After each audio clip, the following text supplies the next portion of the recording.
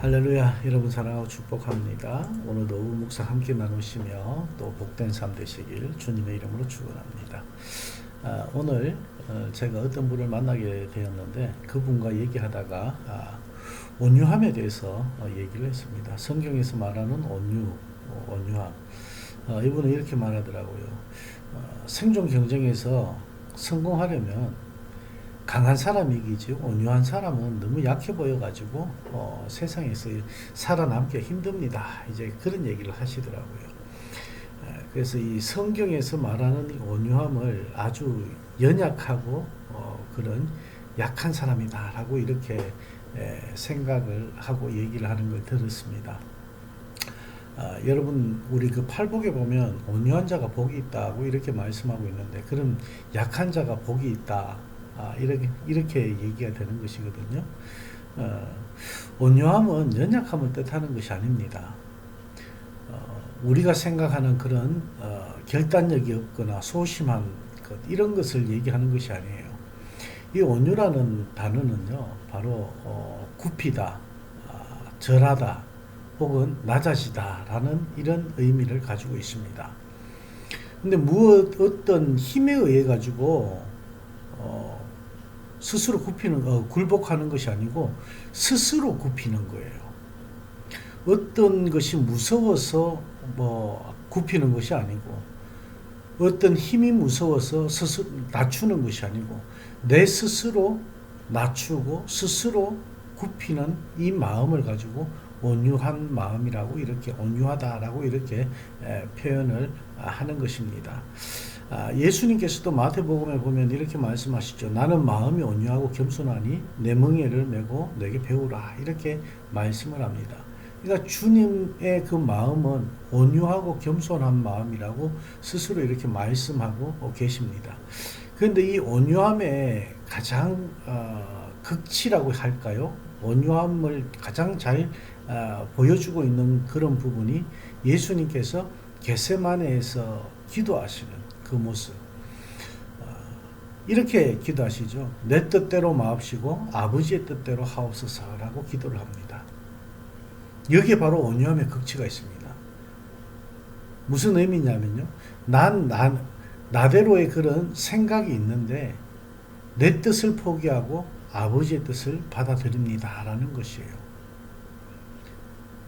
그것이 십자가를 지는 것을 의미하고 있죠. 그럼에도 불구하고 아버지의 뜻대로 하옵소서 하나님의 뜻에 순종하는 것이 바로 온유라는 것입니다. 예수님의 뜻은 내가 이 십자가를 지지 않으면 좋겠지만 하나님의 뜻은 이 십자가를 지라는 것이기 때문에 내 뜻대로 마옵시고 아버지의 뜻대로 하옵소서 이렇게 순종하는 것을 말씀하고 있습니다. 그래서 온유한 자의 성품이라는 것은 하나님께 대하여 겸손한 사람을 말하는 것입니다. 하나님의 어떤 뜻 가운데서 우리가 힘들거나 실패하거나 슬픔을 당하거나 할지라도 불평하지 않는 사람을 말합니다. 왜 하나님께서 나에게 이렇게 힘들게 하실까? 절망스러운 상황이 우리에게 닥쳐온다 할지라도 절망하지 않는 사람. 어떠한 환경을 당해도 하나님의 허락하시는 것이면 조용히 참고 견디는 것이 온유한 사람들의 태도라는 것입니다. 온유한 사람들은 언제나 하나님의 뜻이면 순종하는 그런 사람이라는 것입니다.